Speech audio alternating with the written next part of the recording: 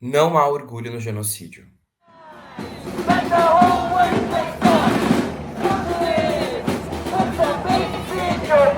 E é sobre isso que vamos falar hoje. Bom dia, boa noite, boa tarde, seja lá a hora que você estiver assistindo ou ouvindo. Esse é o videocast Feminismo e Marxismo do Esquerda Diário, do Põe Rosas e do Instituto Casa Marx.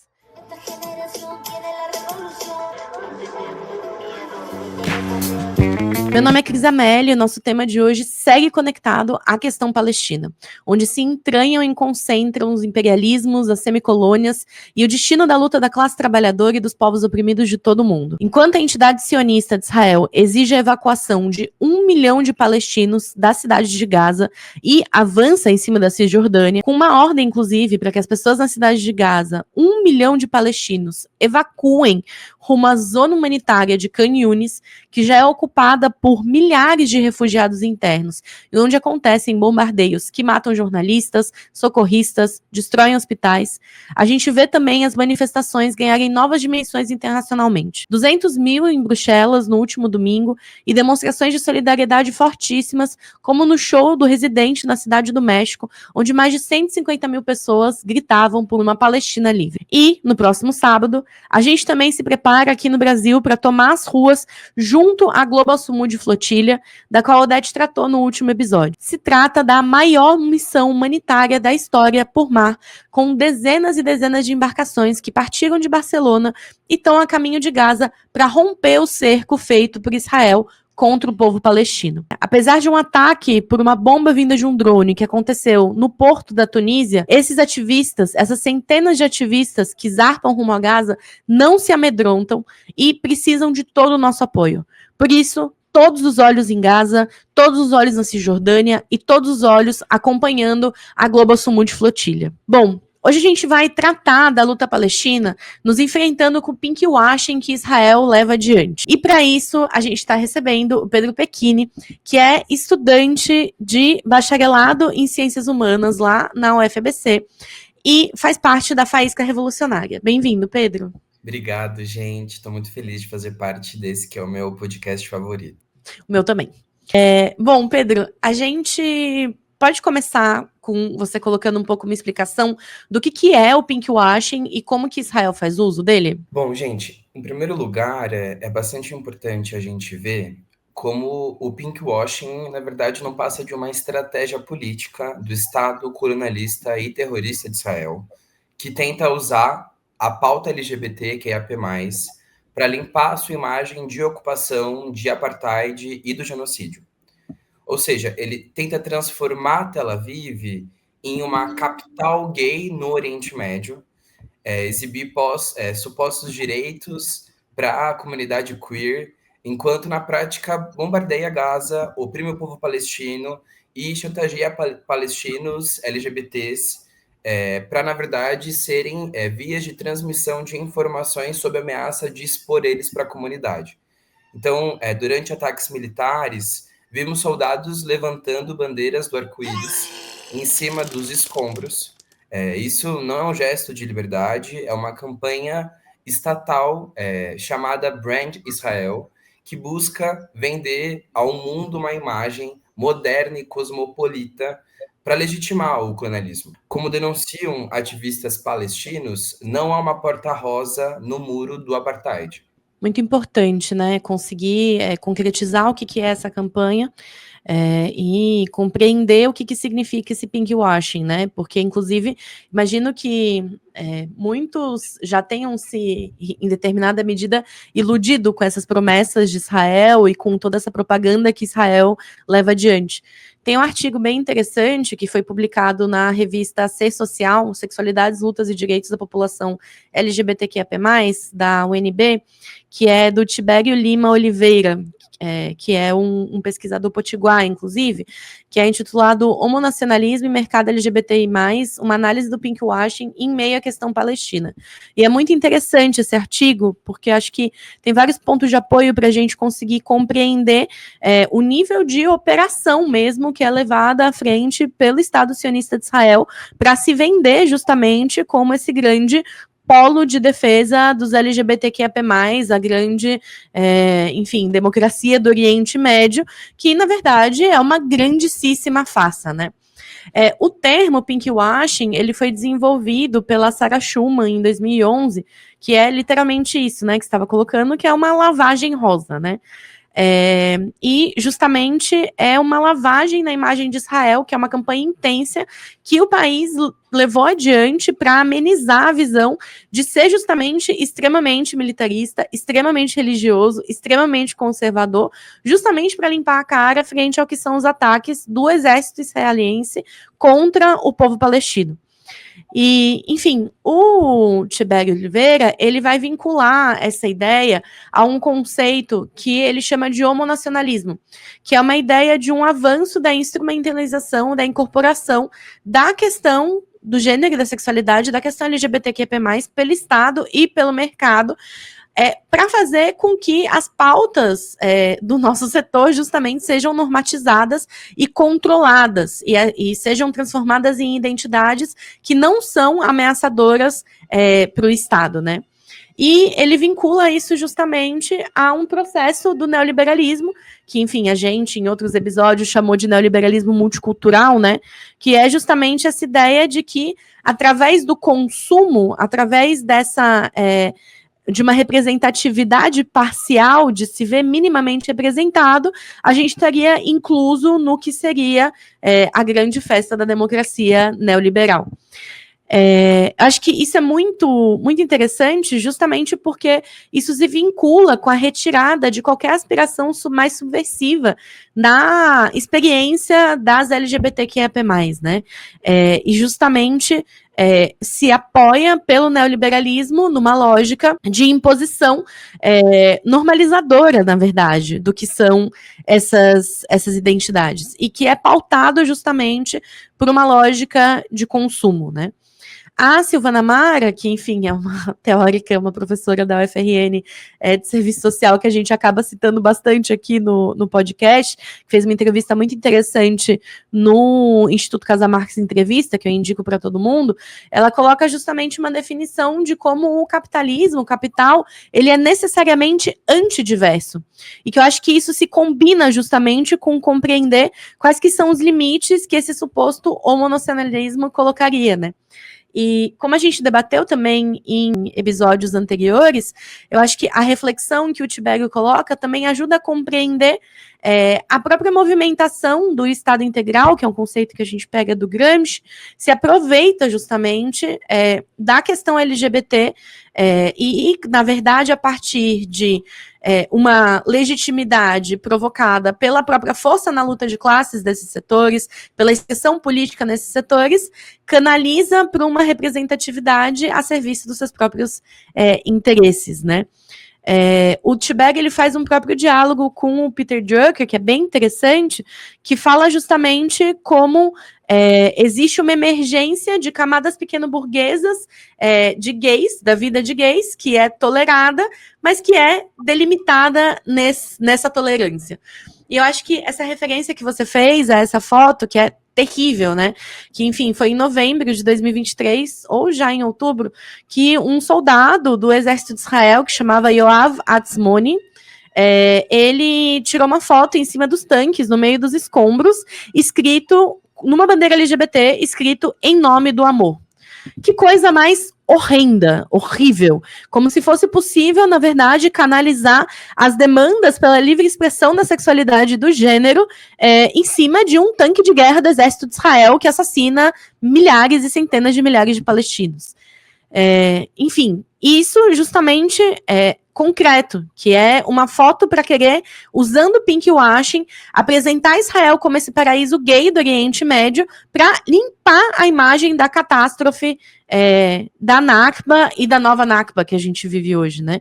Então, basicamente, é uma instrumentalização da nossa comunidade em defesa do Estado israelita, querendo construir uma narrativa de que os árabes são homofóbicos, logo defendam o exército sionista de Israel.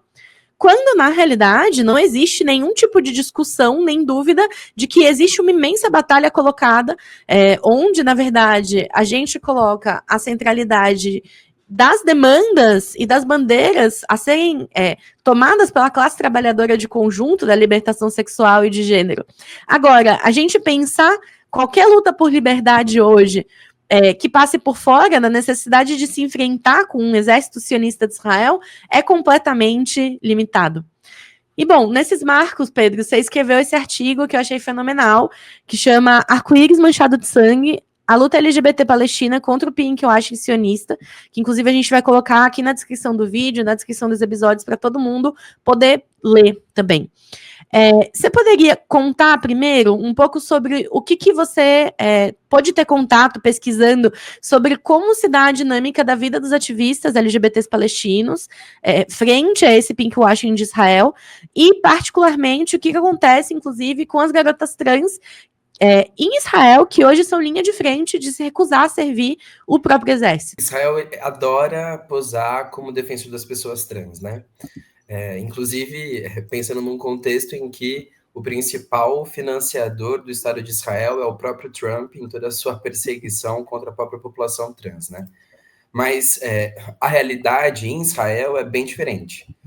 Muitas jovens trans em Tel Aviv estão hoje na linha de frente, recusando servir ao exército, como você muito bem colocou, inclusive queimando as cartas de convocação em vídeos, o que está sendo umas imagens muito fortes, assim. E aí, quando a gente vê justamente esse elemento, que é quando essa população trans começa a assumir um conteúdo político de questionamento ao que é o genocídio, a gente vê que a história ela muda bastante, né? São ali circuladas como terroristas, e essas imagens, elas são potentes porque mostram que tem uma geração em Israel que não aceita que sua identidade seja usada para legitimar a máquina de guerra, né? Mas a repressão ela não fica só no momento da convocação. Quando pessoas trans elas são presas, por exemplo, é comum que sejam colocadas em isolamento por segurança, que é a justificativa que coloca Israel, o que na verdade na prática significa submeter essas pessoas a uma forma de tortura psicológica e social muito profunda, né? Colocar no ostracismo absoluto.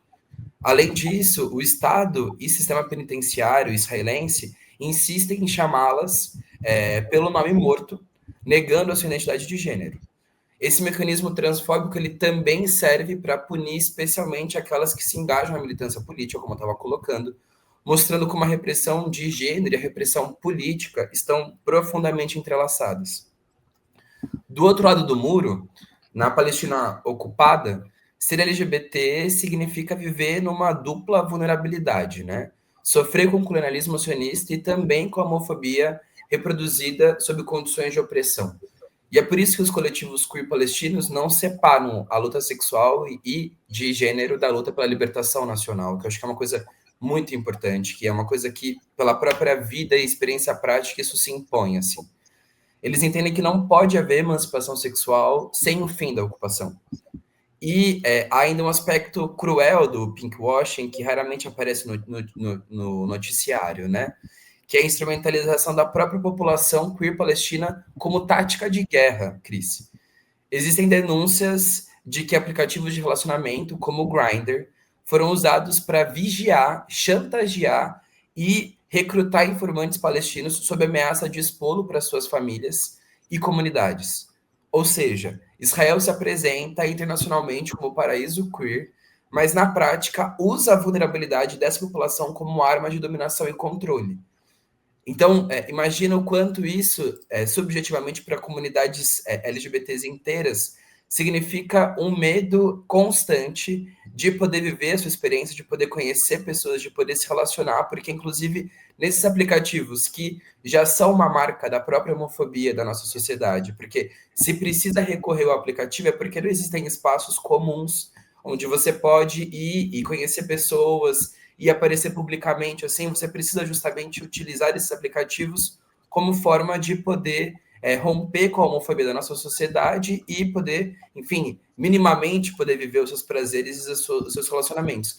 Mas, inclusive, nesses aplicativos, agora, na verdade, não existe nenhum pouco de conforto de realização nisso, porque, inclusive, tem aí o medo constante de ser um espião israelense que, na verdade, está ali por trás das mensagens para, inclusive, tirar prints do que está ali colocado e depois de chantagear para que você tenha que se colocar contra a sua própria comunidade e passar informações para o exército de Israel, assim.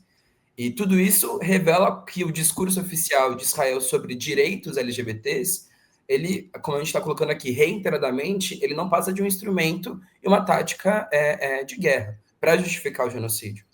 Então, a mesma bandeira que o exército ergue em cima dos escombros de Gaza é usada para encobrir a violência colonial, a transfobia institucional e a repressão política contra quem ousa resistir, né? É muito brutal isso, né? Pensar que existem casos de pessoas que vivem sob essa constante ameaça do exército de Israel a partir de uma iniciativa de tentar viver a própria vida e depois, na verdade, são denunciados como colaboradores do exército de Israel. Ou seja, é esse em nome do amor aí, da bandeira em cima do tanque, acho que se concretiza bastante do que significa essa utilização, né?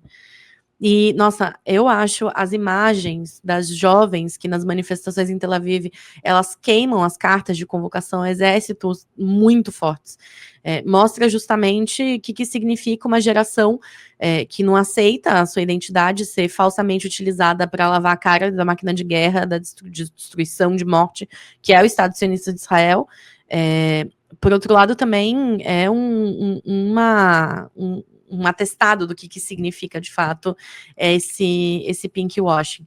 Eu achei muito, muito interessante uma entrevista que a Iona deu, que, enfim, é uma companheira ativista lá em Israel, que foi presa algumas vezes, uma companheira trans, e que coloca abertamente que, na realidade, ela cresceu em uma situação, em uma dinâmica bem liberal, mas a partir do momento que ela começou a se colocar em defesa do povo palestino, começou a se colocar como parte do ativismo de esquerda, o nome dela passou a ser desrespeitado, ela passou a ser brutalmente golpeada pela polícia, enfim, se demonstra aí o limite, né, bem, bem concreto.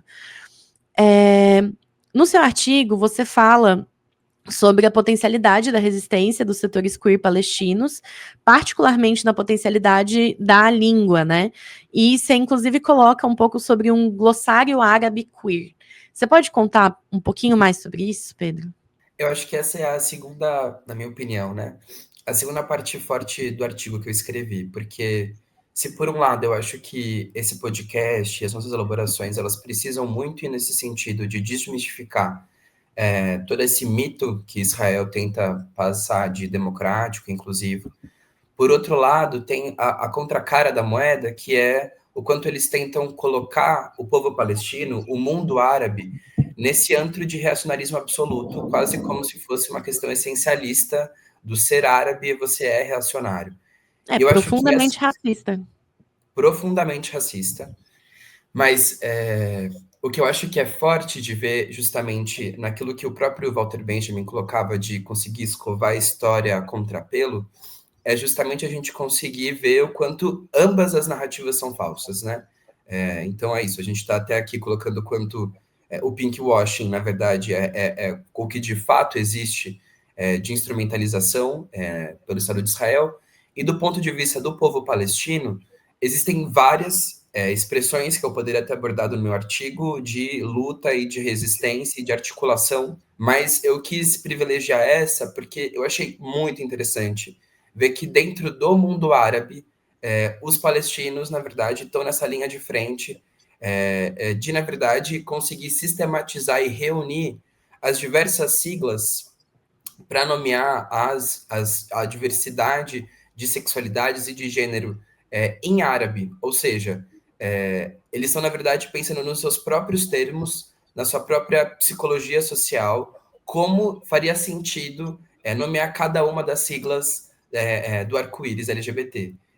E eu achei isso fenomenal, de um exemplo de resistência e de autodeterminação mesmo, né? Porque é uma forma de resistir ao apagamento cultural que Israel impõe e, ao mesmo tempo, de rejeitar que sua identidade seja lida apenas por uma lente colonizada, né? E pensar justamente a sua própria autodeterminação de como quer se nomear.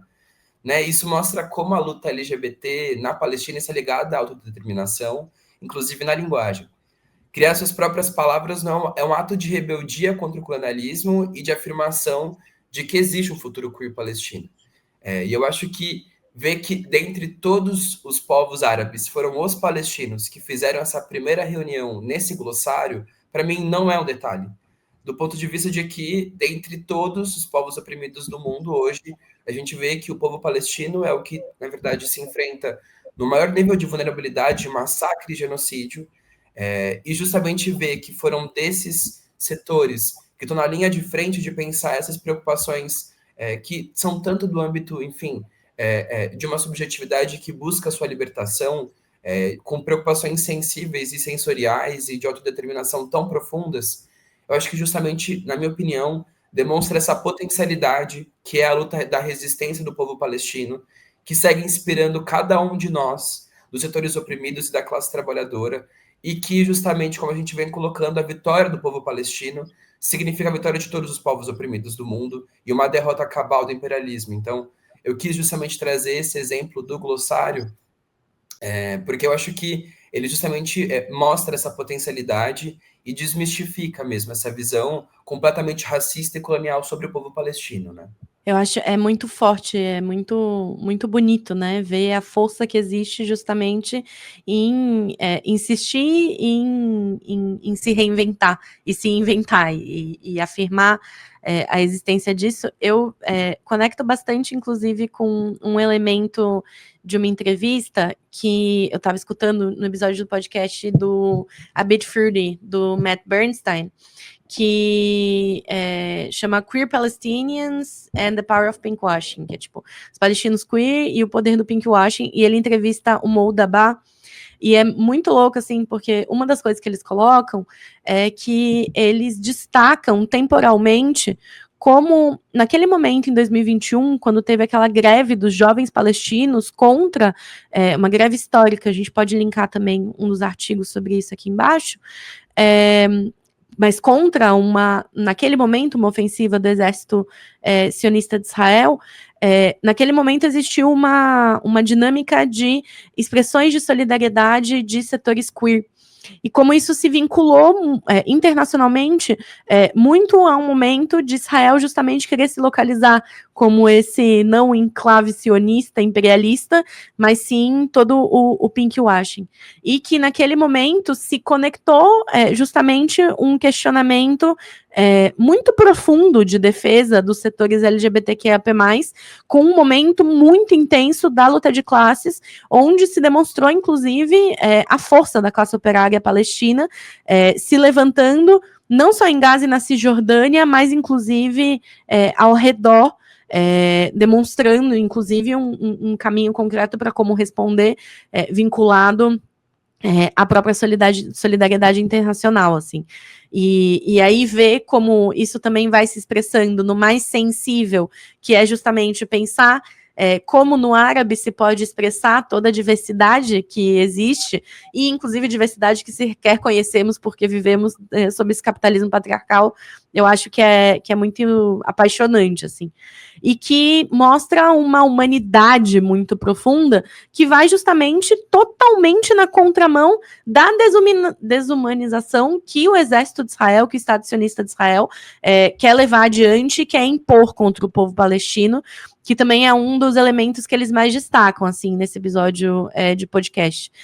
E é muito interessante porque esse episódio, ele é de novembro de 2023. E naquele momento, o Mo Dabá, ele vira e fala assim, bom, tudo bem, vamos debater então qual que é a situação das LGBTs na Palestina e em Israel, no concreto. Agora, o que está acontecendo em alguns estados, dentro dos Estados Unidos, pelos republicanos e também com apoio de democratas?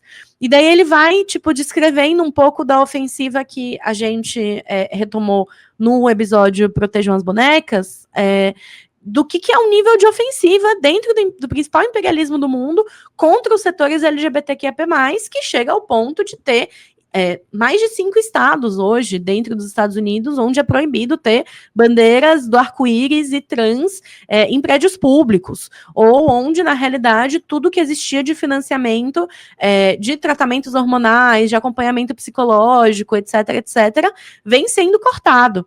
Então, acho que é muito, muito concreto quando se pensa, inclusive, a dimensão internacionalista mesmo, que precisa existir na luta em defesa da liberdade sexual e de gênero, assim. Tem também uma jornalista no TikTok que entrevistou um artista queer que chama Bashar Murad, que é bem interessante também. Ele coloca bastante em evidência, assim, o quanto, na realidade, pensar justamente que as questões sociais que estão colocadas para as LGBTQIA+, elas nunca podem ser utilizadas como uma justificativa para a ocupação e para o genocídio, para décadas de opressão brutal, assim. Eu acho que isso é muito forte também para a gente pensar os argumentos e as coisas que são colocadas diretamente a partir desses setores queer palestinos. Uma outra coisa que eu fiquei lembrando quando a gente estava refletindo esse episódio era aquelas postagens virais, sabe, do Queer in the Map, que foi impressionante, assim, porque uma das coisas que mais se destacou foram justamente postagens de palestinos queer que demonstravam e concretizavam os setores LGBTQIA+, dentro da Palestina, e como, na realidade, são tão alvo do genocídio e da opressão de Israel quanto os palestinos que são heterossexuais. Ou seja, as balas que caem em cima de Gaza, as balas dos fuzis do exército de Israel, a fome que é imposta à população, não vai separar as LGBTQIA+, na verdade, a suposta igualdade do exército de Israel se traduz em um massacre igualitário contra todos os palestinos. Enfim, os soldados israelenses eles podem erguer as bandeiras que eles quiserem no meio dos escombros de Gaza, mas isso não apaga o fato concreto, elementar, que não dá para dizer que você é pró-LGBTQIA+, enquanto se leva adiante o genocídio que está matando pessoas queer e matando pessoas em geral. Ou seja, não dá para pintar bombas de arco-íris e fingir que agora o genocídio em algum nível, se trata de um genocídio progressista, né? E isso se vincula também com o fato de que, na realidade, tem extremistas religiosos anti-LGBTQIA+, que estão dentro de cargos do governo, que a violência contra as LGBTQIA+, tem aumentado acentuadamente em Israel. Todos os elementos que você colocou em relação à vigilância e à prática de chantagens contra os palestinos queer, e também que destacaria a venda de inteligência, de tecnologia de vigilância a governos que decretam pena de morte contra as LGBTQIA+, como, por exemplo, o governo da Uganda. Bom, colocado isso, eu fiquei muito, muito tocado quando eu fui descendo no seu artigo e no final tá dedicado a uma experiência militante sua, né, Pedro? De ter participado de um POCNIC com um ativista LGBT palestino, que é chamado Qais Hussein, que, assim, eu acompanho muito no TikTok, é um querido queer que se dedica a mostrar outra Palestina todos os dias, que acaba sendo uma demanda que é muito colocada nos próprios comitês, né, que em defesa do povo palestino nacionalmente, que é justamente como fazer com que a gente construa grandes manifestações e grandes resistências em frente únicas e importantes, mas que também possam demonstrar, tipo, toda a beleza da cultura palestina.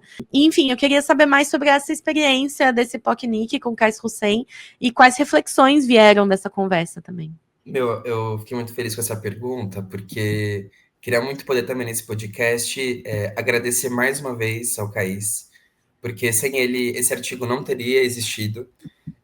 Foi ele que trouxe justamente esses principais elementos que eu fui tentando desenvolver ali, inclusive em bastante troca com ele. Ele leu o artigo antes de ser publicado para que a gente fosse afinando junto.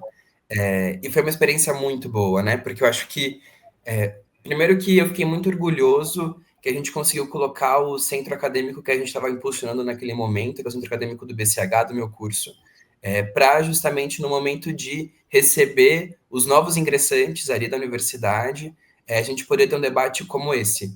Eu queria ter tido esse debate quando eu entrei na universidade, Eu também. justamente conectando a questão LGBT com a principal luta de libertação dos povos oprimidos hoje, que a luta do povo palestino, e poder conversar com uma pessoa com tanta vivência sobre isso, como é o Kais, que, para além de também ser fã dos vídeos que ele vai postando, ele, na verdade, pôde vivenciar muita coisa, né? Então, isso do Grindr foi uma coisa que ele descobriu vivendo. Ele foi para a Palestina, ele é um ativista palestino, e uma dessas viagens que ele volta para lá, ele justamente interceptado por um agente israelense que tenta fazer a chantagem com ele no Grindr, só que ele é um ativista publicamente colocado, né, dentro dessa pauta. Então, os efeitos do quanto ele conseguiu fazer a chantagem foram bem mais limitados, porque é isso, a família dele sabe que ele é uma pessoa LGBT, então, enfim, ele só mandou ele se fuder e bloqueou. Então, foi bem mais simples do que é para a maioria da população palestina que passa por esse tipo de chantagem e que, como você colocou, inclusive depois que são denunciados como colaboradores, muitas vezes eles são assassinados pelas comunidades locais, então, enfim, uma situação que gera desenvolvimentos bastante catastróficos. E para mim foi muito profundo justamente poder estar ali com todos aqueles ingressantes num ambiente que é isso, misturava essas vivências de a gente poder estar ali num piquenique com várias bandeiras LGBTs, a bandeira da Palestina, poder conversar com o Kais naquele momento. Eu acho que para mim foi muito forte, porque poder ser humanizado desse ponto de vista, inclusive em uma universidade que a UFABC, né, que é a Federal do ABC que eu estudo, ela é, na verdade, uma universidade que, assim como muitas outras universidades públicas do Brasil, mantém relações com empresas sionistas, como é a Stand With Us Brasil, que ministra cursos de extensão na nossa universidade para justificar o colonialismo e o genocídio em Gaza. Então, imagina, você você é uma pessoa da comunidade do ABC Paulista, você recebe um convite pela UFABC para fazer esse curso de extensão, que muitas vezes tem títulos como o xadrez político no Oriente Médio, que é uma coisa que muita gente se interessa, que é um tema que está totalmente em voga, e aí Claro. você entra, na verdade, são manuais sionistas para justificar o genocídio, com todo um aparato e uma instrumentalização do que é, na verdade, o aval científico que uma universidade pública tem no Brasil, que dá todo um verniz científico para, na verdade, essas teorias completamente racistas e colonialistas, assim. Então, a gente poder fazer isso, e depois, inclusive, tem uma foto que eu gosto muito, que depois dessa atividade do piquenique, a gente foi com o Kais tirar uma foto com a faixa, na frente da faixa que a gente colocou na universidade, que inclusive também foi arrancada, mas que era uma faixa que dizia Forest and With Us, do FABC, e eu acho que justamente esses exemplos, assim, mostram o quanto a solidariedade com o povo palestino, ela não é, né, o internacionalismo, ele não uma ideia em abstrato, né? Ele vai se costurando, ele vai ganhando carne na nossa vida a partir dessas nossas lutas. E eu acho que a principal reflexão que eu saí dessa experiência foi justamente o quanto o sistema em que a gente vive, ele depende da opressão. O capitalismo, ele não é que ele tem uma coisa a mais que a opressão, ele está na sua base estruturante, assim. Então, ao mesmo tempo em que a gente vê empresas, estados tentando se colocar como inclusivos, a gente vê essas mesmas empresas, como a Coca-Cola, por exemplo, depois indo lá e poluindo territórios indígenas na sua produção. A gente vê que, na verdade, toda essa instrumentalização da pauta LGBT, ela serve enquanto, na verdade, está gerando lucro, enquanto está gerando voto, enquanto está gerando justificativa política para um genocídio. Mas a partir do momento em que significa de fato a nossa afirmação, a partir do momento em que significa de fato a gente afirmando, né, a nossa humanidade contra esse sistema, aí, na verdade, é unânime em todos os estados o quanto não serve, né, a nossa identidade, as nossas dissidências, enfim, a nossa pluralidade de experiências sexuais e de gênero. Assim. Então, eu acho que, vendo todas essas experiências do que é na Palestina, podendo entrar mais, mergulhar mais nesse mundo, e podendo refletir, inclusive, sobre, mais profundamente, a nossa própria realidade no Brasil, né, que, ao mesmo tempo, é o lugar onde as pessoas LGBTs mais morrem no mundo. Então, assim, a gente também acho que conseguir ver o quanto isso não fica restrito a estados de exceção ou de profunda barbárie, como é um genocídio, mas isso, na verdade, é uma regra dentro do sistema capitalista. Eu acho que é uma das coisas que eu mais saí dessa experiência do POCNIC, e aquela frase da Marsha P. Johnson fica ecoando cotidianamente na minha cabeça, de que não pode haver orgulho para alguns de nós enquanto não houver libertação para todos nós, né? Eu achei muito emocionante te ouvir contar do POCNIC, dessa experiência. Acho que é muito, muito bonito ver isso acontecer, e ainda bem que isso aconteceu, né?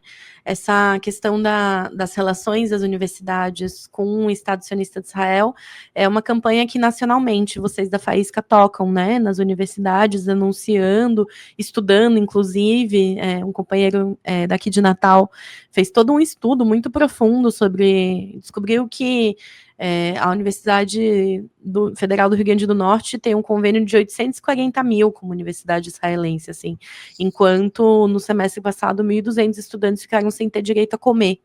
É uma expressão muito brutal da conivência da reitoria, só que também dos ministérios do governo Lula, que são aqueles que apoiam e aprovam esses convênios de serem levados adiante. Isso sem mencionar o que significa, né, justamente o aumento de 51% nas exportações de petróleo em 2024 do Brasil para Israel, a manutenção de todas as relações que o governo Lula leva adiante, e que colocam para a gente essa urgência de como isso se conecta também com a própria luta em relação à liberação sexual e de gênero, né? Porque quando a gente vê que esse mesmo governo que mantém as relações com Israel é o mesmo governo que implementou o RG transfóbico que vinha diretamente de Bolsonaro, acho que se consegue desenhar mais profundamente essa conexão profunda entre a luta dos setores oprimidos de conjunto e a necessidade de uma resposta anticapitalista. Acho que se concretiza bastante, assim. Você estava colocando também um tanto sobre as empresas, né, que se pintam de várias coisas, mas é impressionante o quanto no trumpismo, inclusive, essas empresas, a Google, a Amazon em particular, que são, enfim, linha de frente da defesa do próprio governo Trump, o Facebook, acabam jogando fora absolutamente cada uma das bandeiras de setores oprimidos, né? Ou seja, a depender dos ritmos da luta de classes e das necessidades da burguesia, nem mesmo essa diversidade vendável, ela sobrevive, né? No seu artigo, você relaciona daí a luta em defesa da liberação sexual e de gênero na Palestina com a teoria da revolução permanente do Leon Trotsky. Eu queria te ouvir falar um pouquinho mais dessa reflexão especificamente. Eu acho que quando a gente vai chegando nessas conclusões do quanto é uma questão sistêmica, é uma questão do capitalismo e que a gente justamente precisa encontrar uma resposta revolucionária, eu acho que, assim, o Trotsky, ele ajuda muito, porque ele justamente conseguiu sintetizar na teoria da revolução permanente, toda uma bússola estratégica e programática para a gente pensar como que a gente então avança, quem são os setores que a gente, na verdade, pode confiar na nossa luta e como que a gente justamente pensa essa dinâmica da luta de classes, né? Ou seja, eu tentei colocar ali o horizonte de libertação palestino com o que a gente tem de mais avançado da teoria do marxismo para pensar a dinâmica da luta de classes e como isso se desenvolve. Nessa tentativa que eu tentei colocar a teoria da revolução permanente, porque ela justamente mostra que todas essas tarefas democráticas que a gente vem colocando, né, que está muito dentro dessa questão da liberdade de gênero, das sexualidades, e como isso se relaciona com a autodeterminação da Palestina, o fim do apartheid, e como isso tudo está ligado às tarefas socialistas diretamente, né? Ou seja, não dá para separar a luta pela liberdade nacional da Palestina da luta contra o capitalismo e o imperialismo e o sentido socialista que a gente vê nessa transformação, né? Ainda mais nesse momento em que a gente vive histórico, que é o momento em que o Trotsky ele vai desenvolver a teoria da revolução permanente, que é o momento do imperialismo, né? Que o Lenin ele define. Ou seja, a gente está vivendo na fase decadente do capitalismo, onde, como coloca, enfim, nas teses da teoria da revolução permanente, inclusive não tem como a gente pensar que, assim como fez lá atrás, nas revoluções burguesas, na Revolução Francesa, onde a burguesia ainda carregava algum sentido progressista na história, na sua luta contra a monarquia, a gente, na verdade, não consegue pensar no imperialismo nenhuma avanço nesse sentido para a libertação que a gente pensa. Ou seja, a gente está, na verdade, num momento histórico em que nem as próprias tarefas democráticas que um dia a burguesia se colocou, como foi na Revolução Francesa, elas podem ser garantidas pela própria burguesia. Assim. E eu acho que isso é muito importante também, porque faz com que a gente pense sobre qual que é o papel das próprias burguesias árabes nessa luta, nesse desenvolvimento histórico. Assim. Então, as burguesias árabes, elas historicamente já mostrou que são regimes do Egito à Jordânia, passando pelos Emirados Árabes e Arábia Saudita, que sempre utilizaram a causa palestina como uma moeda de troca, enquanto reprimem seus próprios povos, mantêm tratados com Israel e se apoiam nos Estados Unidos para garantir a sua estabilidade. São governos que, em vez de lutar até o fim pela liberdade da Palestina, atuam como mediadores do imperialismo na região. E no caso LGBT, isso é ainda mais evidente, né? Esses mesmos regimes que dizem apoiar a causa palestina são profundamente repressivos com mulheres e pessoas queer dentro de suas fronteiras, reforçando a opressão patriarcal, a religiosa para sustentar seus próprios estados capitalistas. Assim.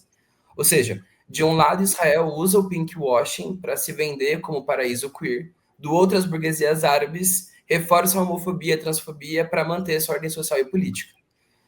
Por isso, a libertação queer, assim como a libertação palestina, não podem vir nem do sionismo, obviamente, nem das burguesias árabes.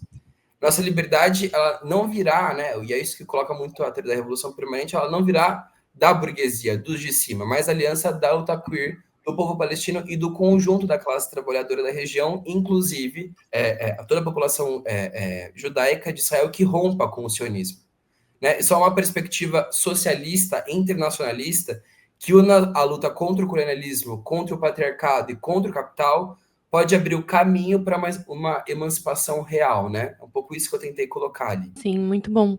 Acho que é muito fundamental justamente esse caráter das próprias burguesias árabes e a necessidade de conseguir pensar uma perspectiva de aliança justamente entre os setores oprimidos e particularmente a classe trabalhadora, justamente pensando essa centralidade de compreender a época que a gente vive e ter essa perspectiva socialista, internacionalista, para poder se enfrentar de fato contra o colonialismo, o patriarcado e o capital.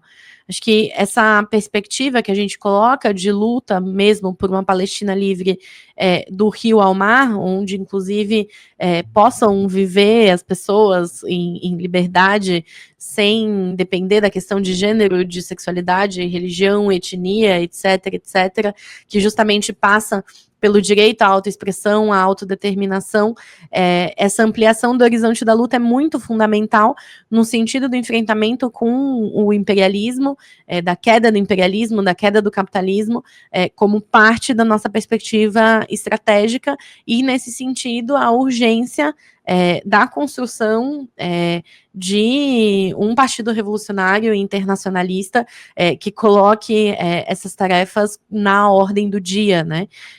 Justamente compreendendo, inclusive, a reflexão que você mesmo trouxe da Marsha P. Johnson, em relação a como se coloca a dinâmica da liberdade individual no capitalismo, no sentido de exigir a liberdade para todas nós, já que a liberdade para poucas de nós, efetivamente, não nos serve, né? Acho que por hoje a gente fica por aqui. Agradecer muito o Pedro por ter topado gravar com a gente hoje. Eu que agradeço. Queria fazer um chamado a todo mundo que acompanha o nosso podcast a se somar às manifestações que vão acontecer nesse sábado, dia 13, em todo o país. Bem brevemente, em BH, às 9h30, na Praça 7 de Setembro. Em Brasília, às 10 horas da manhã, em frente à Embaixada de Israel. No Rio de Janeiro, às 10 horas, na Praça Mauá. Em Porto Alegre, ao meio-dia, nos Arcos da Redenção. Em São Paulo, às 14 horas, na Praça Roosevelt, que é onde você vai estar, né, Pedro? Exatamente. E aqui em Natal, às 14h30, em frente ao Midway. Quem souber de mais locais e horários para as manifestações esse sábado, em solidariedade ao povo palestino, pode mandar para a gente, seja comentando aqui no YouTube, nas plataformas de áudio, ou diretamente nos nossos Instagrams. A gente chama todo mundo a se somar a essas manifestações. É mais urgente do que nunca que a gente faça grandes demonstrações de solidariedade ao povo palestino contra a escalada que Israel está levando adiante na faixa de Gaza, na Cisjordânia, em solidariedade à Global Sumud Flotilha, como colocou o porta-voz da delegação brasileira, né, Bruno Gilga, que é também dirigente da MRT, nosso camarada. A reação na Tunísia frente ao que foi o ataque com bomba de drones contra uma das principais embarcações da flotilha não foi de medo, mas sim de necessidade de fortalecer com tudo a solidariedade internacional para que se possa dar um fim a esse genocídio e para que a Global Sumud Flotilha consiga chegar em segurança até Gaza, levando ajuda humanitária e abrindo justamente esse corredor humanitário tão urgente frente às mortes por fome, por falta de medicamento, por toda a falta de estrutura e o ataque que Israel leva adiante contra o povo palestino. Então, novamente, fazer esse chamado a que todo mundo se some às manifestações e as batalhas que a gente vem dando em cada local de trabalho, em cada local de estudo, para fortalecer a luta em solidariedade ao povo palestino, que é justamente a tarefa número 1 contra o colonialismo, contra o imperialismo hoje, e na nossa compreensão, também a tarefa número 1 para todas as LGBTQIAP+, internacionalmente hoje. Bom, é isso, muito obrigada a toda a equipe, obrigada Taz, Odete, Gabi, todo mundo, chamar todo mundo a se inscrever aqui, ou no canal do Instituto Casa Marx no YouTube, ou nas páginas do Feminismo e Marxismo, nas plataformas de áudio. Semana que vem tem mais, enfim, chamar todo mundo também que puder a estar apoiando financeiramente os nossos projetos, todo mundo já sabe lá no site do Instituto Casa Marx, ou diretamente pelo Pix, que está aparecendo aqui na nossa tela. É isso, valeu Pedro, Palestina Livre do Rio ao Mar. Palestina Livre.